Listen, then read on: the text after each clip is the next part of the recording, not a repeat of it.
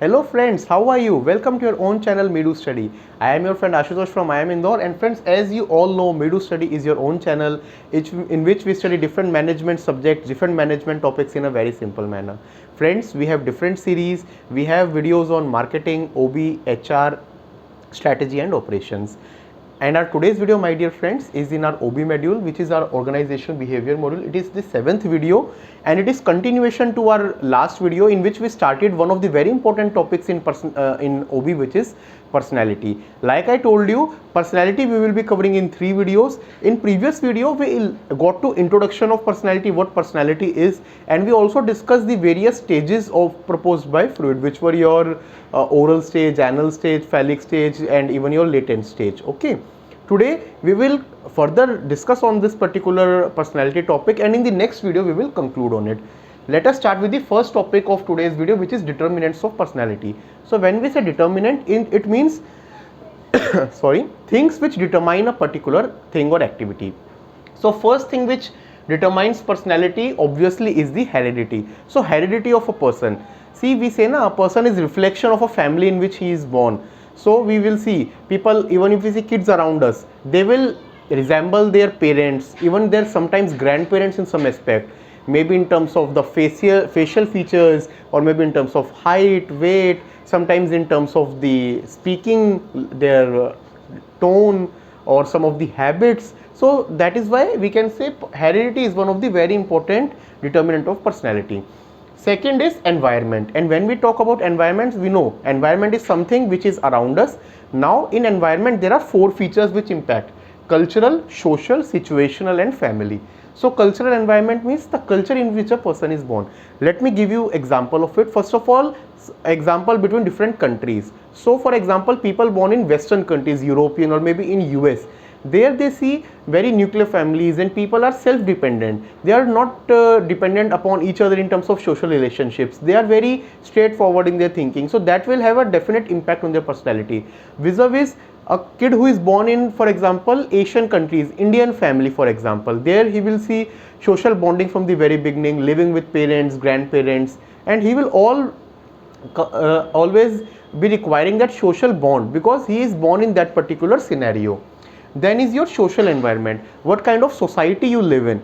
A kid who is born in a very rich family versus someone who is born in a middle class versus someone who is born in a lower class, their way of thinking, their way of approach will be totally different, and that impacts their personality from the very beginning. So by observing someone's personality, more or less we can get an idea of his family background.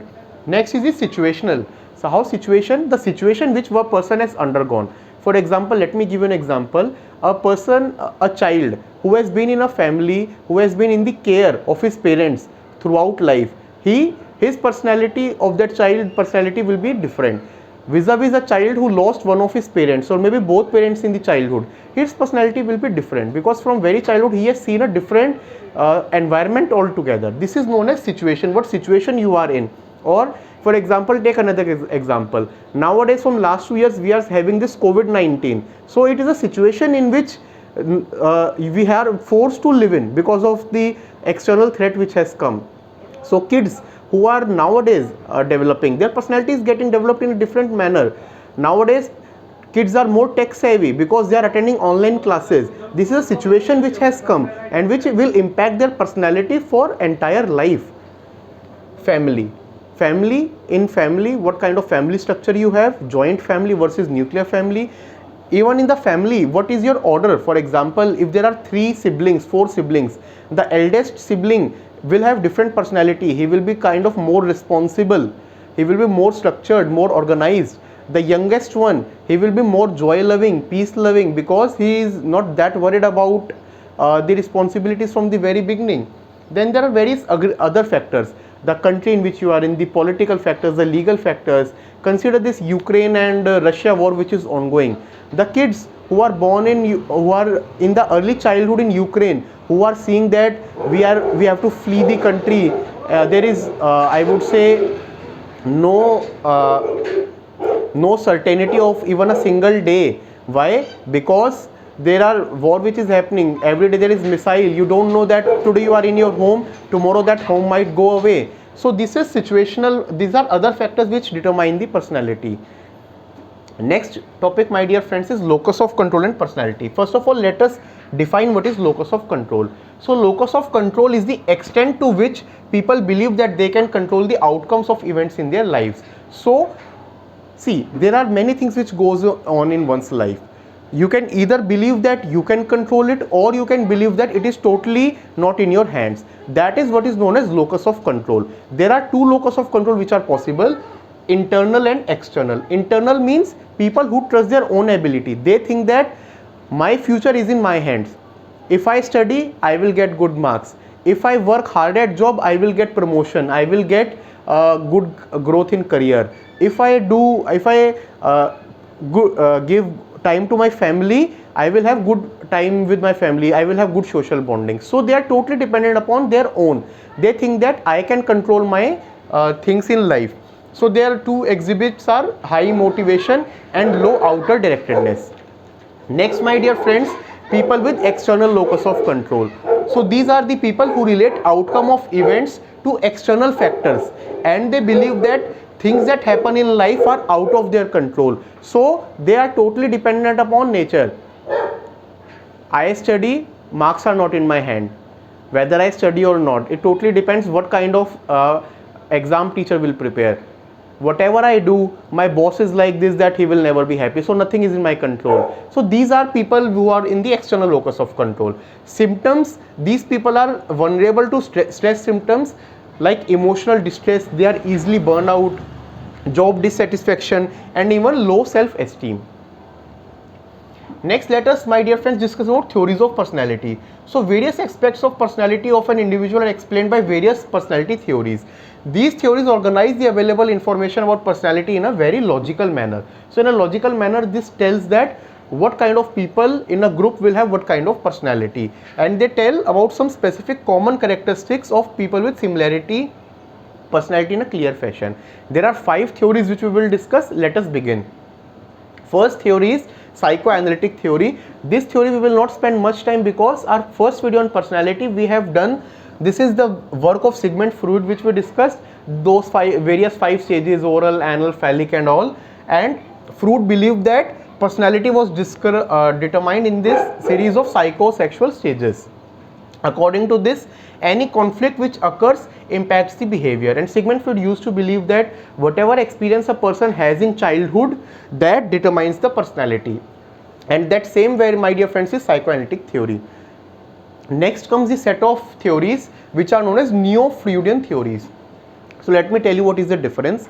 It is those people who agreed with Freud, but there were some points on which they disagreed. So there is a build-up which happened on the theories proposed by Sigmund Freud. They agreed that Sigmund's theory is okay, but adapted to incorporate their own ideas, beliefs. Some of the major points of disagreement are, first of all, Freud's proposal that personality is entirely shaped by childhood events. So they were against it. They said that your childhood cannot totally determine your personality. Freud's emphasis on sexual urges as a primary motivator. They were against this point as well. Freud's views of human nature, they had disagreement, and Freud's lack of emphasis on impact of social and cultural factors on behavior and personality. So Freud believed that your culture and your social factors cannot impact. These people consider that this also has considerable impact. These are the major differences. Next comes our third theory, which is the trait theory. What is first of all personality trait? Personality trait refers to a long-lasting attribute of a person that emerges in different situations. So long-lasting attribute of a person is basically the personality trait. We can differentiate the personality of individual from personality of another through the trait. So by observing these traits, personality of one person can be distinguished from other. There are some assumptions of this theory. It allows variation in traits of different individuals. It presumes traits to be relatively stable, and it measures traits by using behavior indicators. These are few of the assumptions of the theory. Next, fourth theory is known as, my dear friends, social learning theory. It was proposed by Albert Bandura. It is one of the most influential theories of personality, so very important. And what is the basis? Basis is that people can learn new information and behavior by watching other people. So you observe others, you learn from them, and you change in the personality. That is why it is known as social learning theory. Three concepts of social learning theory, 3 core concepts. First, people can learn by observing others. Second, internal mental condition of individual is essential part of learning process. And third, individuals learning does not necessarily result in change on the behavior. This is the fourth theory. And our fifth theory, my dear friends, is self theory, last theory of personality. It was proposed by Carl Rogers. Central focus of this theory is concept of self, means me, myself. Rogers believed that when a child is born, concept of self is already there in that child, and then as the child grows, this tiny dot keeps on growing. Self is a social product that develops from social and interpersonal relationships. This, my dear friends, is self theory. So these were 5 theories of personality, my dear friends. In the next video, which will be the last video on personality topic, we will be discussing about Big 5, which is another important topic in personality. If you are liking our video, my dear friends, please like it, share it and subscribe to Meedu Study. Thank you, my dear friends. Take care. Good day.